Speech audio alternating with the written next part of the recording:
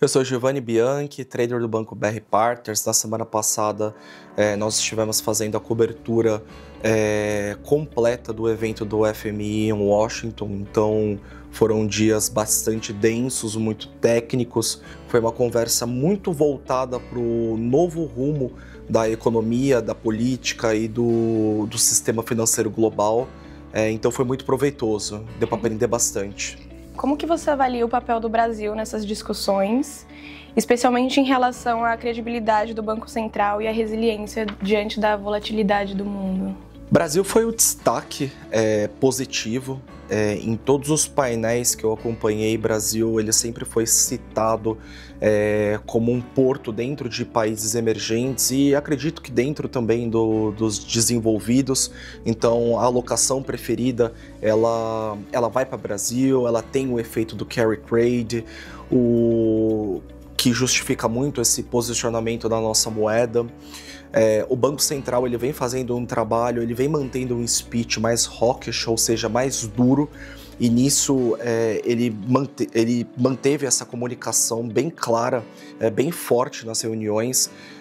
Tanto o Newton Davi, diretor de política monetária, como o Galípolo, até mesmo o Daniel Leal do Tesouro Nacional, todos eles ficaram muito centrados na ideia de passar uma credibilidade ao mercado. Então o Brasil foi extremamente elogiado nisso, muita confiança dos investidores, a expectativa que o corte de juros, o início de flexibilização monetária, ele inicie mais para o final do primeiro trimestre do ano que vem. Muitos debates sobre o ciclo eleitoral que se aproxima, então quais serão as medidas a serem adotadas para compensar os efeitos fiscais de orçamento. Então o Banco Central ele detalhou muitos temas, seja da parte de rolagem dos seus swaps cambiais, quanto da comunicação clara, com eficácia e eficiência ao mercado, e como essa comunicação ela é tão importante quanto as decisões de juros. Então o Brasil foi citado com inúmeros exemplos positivos. Como que essa comunicação tem sido feita por outros países mundialmente? Qual que é o diferencial? O diferencial é que o Brasil ele vem buscado adotar uma estratégia de ser claro. Então, farei isso, não farei aquilo, as minhas justificativas são baseadas em tais e tais pontos, algo que alguns países desenvolvidos eles não estão fazendo. Ou então, acontece muito o que a gente chama de um misunderstanding por parte do que os bancos centrais querem passar, os diretores querem passar e o que o mercado entende, o que o mercado absorve.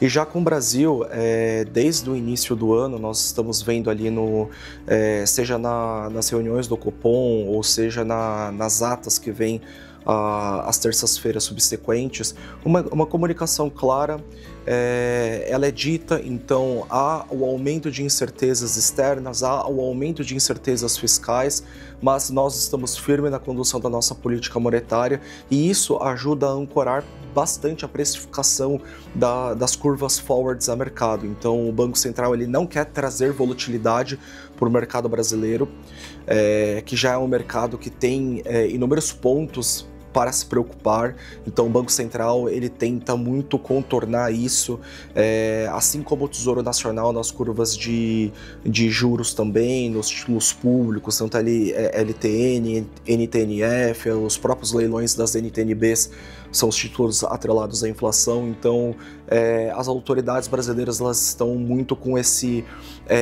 force task de evitar volatilidade a pricing action dos ativos locais. Quais foram os principais pontos de consenso entre as autoridades e os investidores sobre esse ciclo político do mundo e quais são os desafios?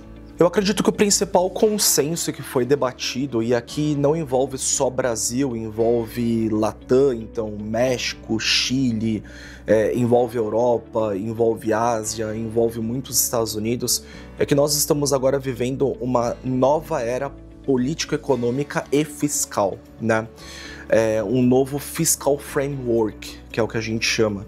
Então, como o papel dos bancos centrais eles tem sido de extrema importância, na economia. A gente está vivendo uma era agora de tarifária, né, com os Estados Unidos vindo com essas tarifas médias ali entre 12% a 15% no net para os países. Então, e como isso acaba afetando a precificação de juros de curto prazo e o que o mercado ele enxerga que vai ser tanto de cortes de juros para alguns países como de alta de juros para outros países. Então, o Banco Central que adota um tom de cautela, de vigilância, de credibilidade, eu acho que essa palavra ela é muito importante, que ela foi muito citada. Então, a credibilidade institucional do Banco Central para com os países os quais ele defende é um momento de muita importância e de muita visibilidade ao mercado. Então, eu acho que esse foi um ponto assim de muita convergência dessa nova era econômica que nós estamos vivendo. Foi debatido muitos assuntos também relacionados aos ativos digitais e seus prós e seus contras. Então, todos os países eles entraram ali num acordo de como pode ser bom, mas também relatando os desafios. Então, eu acredito que o consenso maior quando você faz uma comparação entre países desenvolvidos e emergentes foi muito nessa linha que eu tô citando. Tem algum destaque de países emergentes, além do Brasil? Além do Brasil, Chile. Então, Chile e México, eu diria. Assim, o ano passado, quando eu fui, muito se falava como o México ele poderia se deteriorar com a entrada do Trump, como o peso mexicano poderia ficar fraco, como a bolsa poderia cair, e esse ano a retórica foi totalmente diferente. Então, México e Chile eles foram citados assim como países de destaque além do Brasil, justamente por conta da condução de política monetária que o Banco Central do México e do Chile tem adotado. Então, quando você faz ali o debt to GDP, ou seja, a dívida pública relacionada ao PIB, esses países eles têm conseguido controlar isso com uma certa eficácia, eles têm conseguido adotar posturas de conter volatilidade a mercado, eles têm conseguido conduzir a política econômica de uma forma viável, trazendo a inflação para a meta, não deteriorando de maneira demasiada o mercado de trabalho nesses países. Então, o fiscal também, para o orçamento do ano que vem, e já pensando para 2027, eles estão bem incríveis com as contas públicas. Então, eu diria que esses países eles foram muito citados como exemplo constitucional. Algum outro destaque?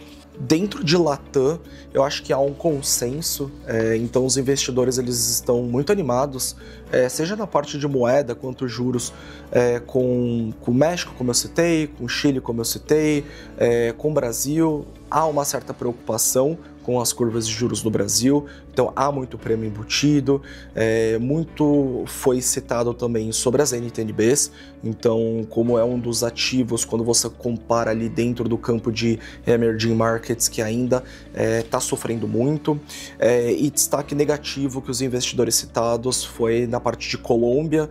Então Colômbia está com um atrativo de carry trade, mas aí quando você entra nessa comparação, há outros países mais bonitos ali na foto para alocar os seus investimentos. Então os investidores estão um pouco mais pessimistas com Colômbia. Quais são as visões para o futuro? Então aqui a gente pode dividir em algumas caixinhas, né? Pensando do cenário externo e trazendo para o interno. Então nós teremos uma condução de política monetária um pouco mais rígida nos Estados Unidos. Tá? Isso afeta o carry trade, então afeta a nossa moeda, e temos muitos clientes que operam a moeda. Então aqui você já tem um link que faz total sentido com os nossos clientes, as curvas de juros também. Então a gente vê como eu bem citei já, uma nova condução de política monetária no mundo, então um novo estreitamento do que o mercado quer, do que o mercado pede com o que o Banco Central entrega. Então, isso tudo eu tenho certeza que vai ajudar muitos nossos clientes nas tomadas de decisões, tá? E eu acho que é basicamente isso, assim, é muito conteúdo, é muita coisa boa, é muito insight positivo, principalmente pensando para o mercado local. Então a gente trouxe uma forma abrandada ali sobre política, sobre fiscal, que eu tenho certeza que se os nossos clientes lerem, eles vão tomar decisões, estar mais prontos e estarem mais preparados para tomarem decisões mais assertivas nos seus respectivos segmentos.